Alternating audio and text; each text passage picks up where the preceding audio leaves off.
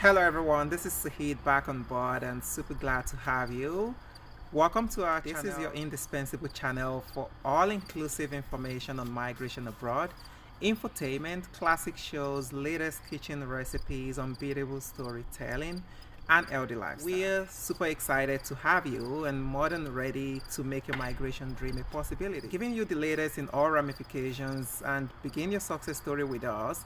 Like and share our videos, hit the subscribe button, and don't forget to turn on the notification so you don't miss out on all our future videos. So what are we discussing today? Let's get started.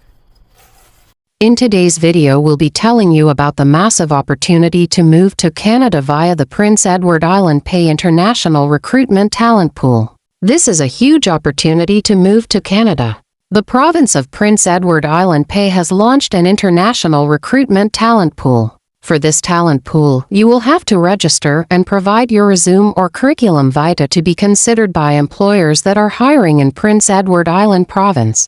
Employers will connect with potential applicants to discuss the job vacancies and opportunities in person or virtually. So what are you waiting for? More details on this recruitment program can be found in the link provided in the video's description box.